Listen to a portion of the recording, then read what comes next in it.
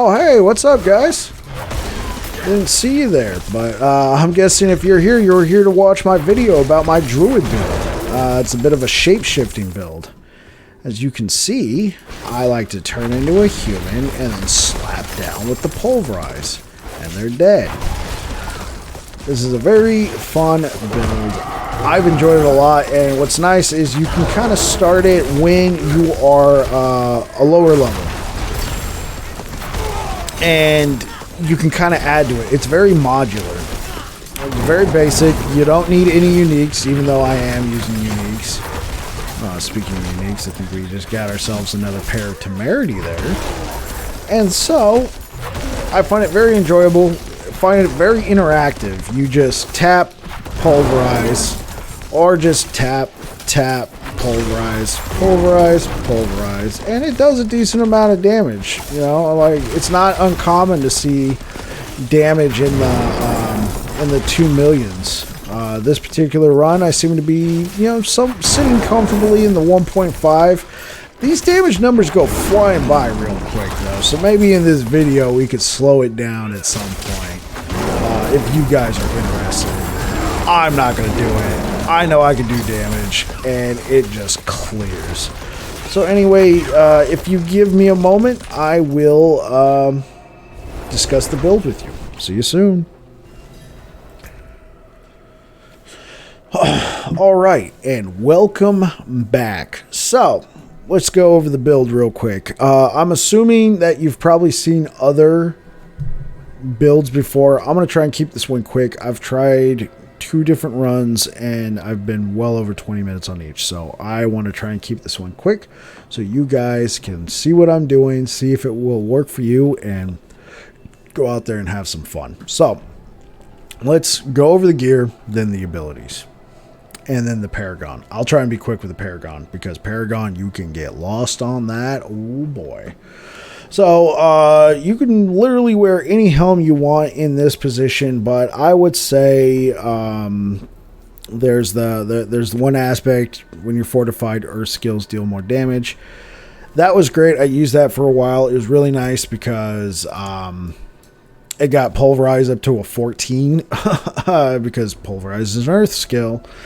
And I did a frick ton of damage, but eventually, I'm pushing higher nightmare levels. I needed more armor. This one is a max roll. It go up to 50% extra armor. Plus the helm itself had some nice rolls on it. Good to go. Can't go wrong with the aspect of disobedience. Insatiable Fury. This is a great one. You're constantly a werebear. The tooltip, even though it says +2, for some reason I'm getting +3. I'm not going to complain. You don't need this one, but it's nice because you get the +2/3 to all of your werebear skills. Plus the rolls, it comes with these static rolls. Now, obviously, the percentages can vary, but damage reduction while fortified, total armor while in werebear form, overpower damage, physical damage. These are all nice traits to have, but you do not need to have this unique. You can get a different one. Maybe you want to use that helm. When you're fortified, you get +2 to your earth skills, and then you put your aspect of disobedience on here. That could definitely work out for you.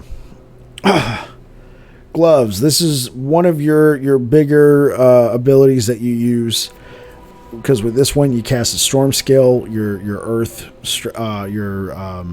critical strike damage goes up by, this is a max roll, 45% for 4 seconds. Helps a lot. So you hit with storm ability, your next earth skill, for 4 seconds, 45% critical strike damage increase. Very nice. Highly recommend this one. This is Nature's Balance aspect. Temerity. Works great. Oh, by the way, did we find a temerity? We did find a temerity, and it's an 806. Only 60%. So who cares? Oh, we got some other stuff. We're getting distracted. Sorry. So, temerity, again, not required, but it helps with keeping you alive, keeping your fortify up. You get your barriers. I will say, temerity is good, but there's also the aspect where it extends your earthen bulwark up by like 6 seconds, so your Earthen Bulwark becomes like a total of 9 seconds. And if you have your cooldown reduction really good, it's almost like infinite Earthen Bulwark, and you get unstoppable with Earthen Bulwark. So that could be a consideration if you can get that all set up. Temerity is kind of nice because it's like, oh frick, I need a barrier health potion, you're good to go. Boots. Okay, so the aspect of, I believe, the quicksand. Your earth skill slow enemies. This one's really nice. This is the lowest roll you can get, 25%. Doesn't matter what, you just need to crowd control them for some of your abilities to proc. I had a 50%. Honestly, when they're slowed, I can't tell. I'm not like timing them or anything to see how fast they get to me. They're slowed. When it comes to other stuff, I prioritize movement speed, spirit cost reduction, all good stuff. This weapon, I've had this one since I was level 65. I found an 817 at level 65. Yes, so this weapon has not left. The only thing that I've changed is I put my shockwave aspect that was an 84% on here, became 168%. I like axes because you get the damage to healthy enemies, so you know your first initial hit goes way up. I'd say any two-handed weapon's fine. Heck, even one-hander with a totem, that might be the play because you get a lot of cooldown reduction when you're using a totem. I'll have to check that out. There might be an update to this guide somewhere down in the future. Nonetheless, damage to close enemies, overpower damage, all of these are nice. I would say this is not the most perfect roll, but your damage goes up substantially with the item power of your weapon. So I just found the highest item power I could. It had somewhat serviceable skills, threw my shockwave aspect on there, off to the races. Amulet. Damage reduction is nice. I get a +3 to my natural disaster. We'll go over that in a little bit. I threw Crash Stone on here. This is a plus. This is up to a plus. I believe plus 40%. When it's on Amulet, it gains a 50%, so it's 60%. Critical strike damage against crowd controlled enemies. That goes hand in hand with your boots. Really nice. I would recommend it. Also goes really well with this one. You're really pumping up that earth critical strike damage between these two right here. I got over 100% critical strike damage on earth skills. Now, I don't know if it's additive. I'm not very sure on the buckets, but I've definitely seen some pretty nutty crits out there. This one, I would argue that this ability is more important than Shockwave. And you might look at me like, what? All of these things are going off of an earth skill. This turns Pulverize into an earth skill. You're going to need that. Otherwise, this is useless. This is useless. This is useless. Hey, you got that, but all of these aspects over here, well, not all of them, but a lot of these aspects are no longer serviceable. And Umbral.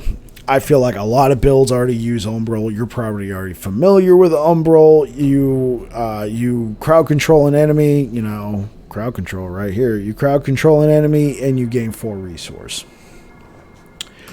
All right, let's look over the abilities real quick. I'm going to try and be brief. So with the aspects and everything I showed you with my gear, you need to be hitting something with a storm skill to proc your other stuff. I go Storm Strike, 25% damage reduction. You turn into a human, Shapeshift. Prefer this one a lot. Plus, it gives you reliable, vulnerable on hit. Pulverize, I'm sure you guys have seen this everywhere. This is a great ability. My dude was sleeping, sorry.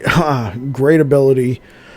It gives you a reliable way to overpower every 12 seconds, and you can stun them if you overpower with Pulverize. I got this pumped up to plus 12. I'm very happy with it.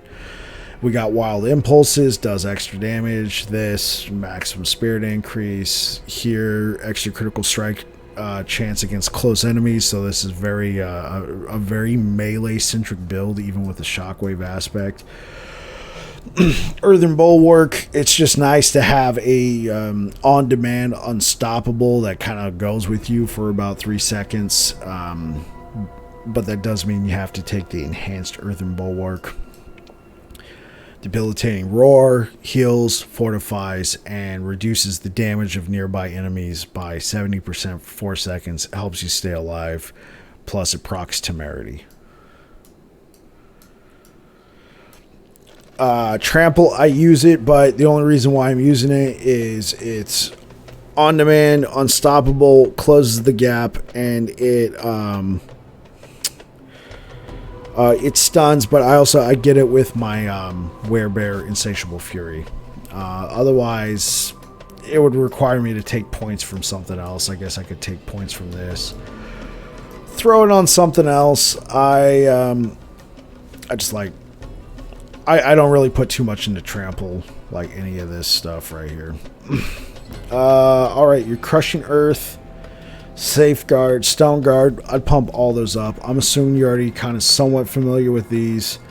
These all benefit from your Earth skills. But nonetheless, let's go over real quick. Earth skills deal 15% damage to blah, blah, blah, blah, crowd control enemies. Critical strikes with Earth skills fortify you for 7% base life. Stone Guard, while fortify over 50% of your maximum life, your Earth skills deal an extra 12%. Increased damage, very nice. Quick Shift is another good one. I like this one a lot. When you Shapeshift, you know, hit Pulverize. Every time you do that, you're effectively getting 50% increased damage. Now, if you hit Pulverize, that first Pulverize will gain 15% increased damage, but then the next two Pulverizes won't. But at the same time, Pulverize already does so much damage. I like the idea of having on-demand, like, okay, I really need to focus, I need a little extra damage, hit Pulverize. Feels good to me. This helps increase your Fortify. Your Fortify stays up, your Overpower does more damage, and you take less damage. Highly recommend it.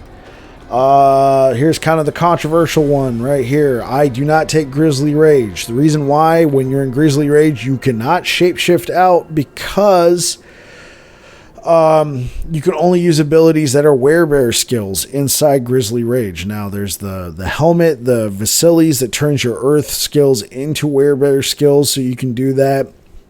Still, all of my abilities and everything I'm using require you to Shapeshift out. This interferes with that. That's why I use Petrify. It just got buffed.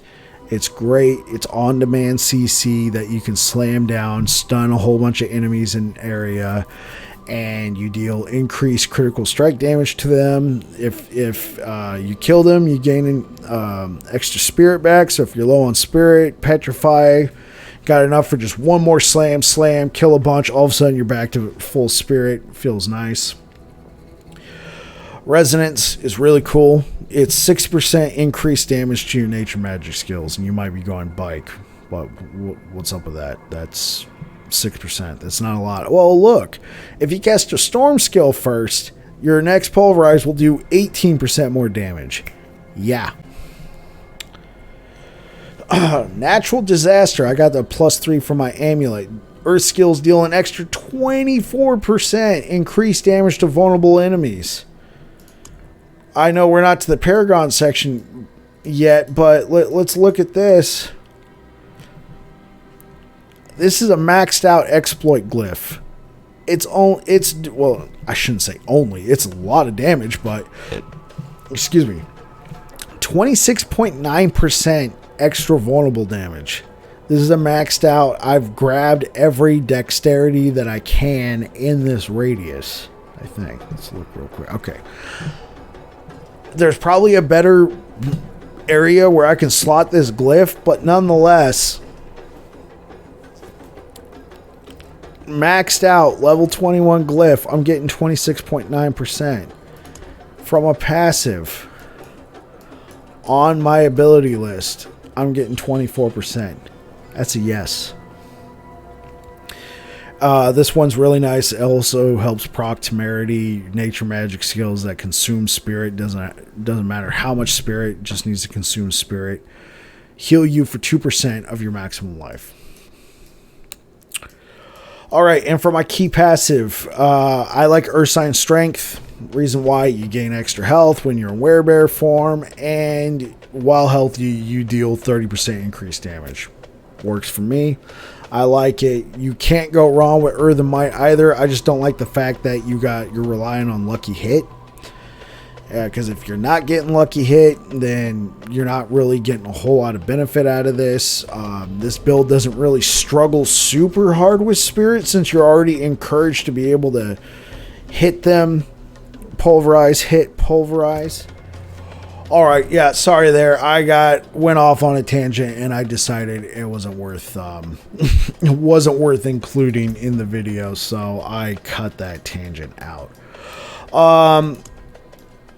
So yes, going back to what I was saying, Earthen Might or Ursine Strength. You can't go wrong with either. I think both are perfectly fine. I prefer Ursine Strength. Moving on. Paragon. Paragon is a really long, twisty trail of a whole bunch of stuff. I'm just going to go over my glyphs and my rare nodes. So we got Spirit Glyph. You do 71% increased critical strike damage with core skills. Very nice. Our rare for this board is Earthen Devastation. Your earth skills deal 30% increased damage to enemies inflicted by crowd control. Remember the boots. There you go. Werebear Glyph, 65.2% increased damage while in werebear form. Very nice. Here we got Inner Beast. After shape-shifting, your spirit costs are reduced by 10%. Up to 30%. Remember, hit, pulverize, hit, pulverize. This comes in very handy, especially if you don't have a lot of spirit cost reduction on your gear. We already went over this one. Exploit Glyph. I got this one maxed out, 21, level 21. The amount of damage you can do with this thing, it gets insane. And for my last board, we got Ancestral Guidance. After spending 75 spirit, you deal 30% increased damage. And I went with the Overpowered Dominate Glyph. An extra 121.9% damage. When you overpower, you can really see like some of those hits are pretty nutty. I'm only level 91, so we still got to get to 100 before we max out the tree. Anyway, I feel like this build is very modular. You can use it starting from an early level all the way up, and you can just find different pieces of gear and slot it in there. Like I said, you don't need uniques to make it work, but it definitely helps. Anyway, thank you so much, guys. You take care. Cheers.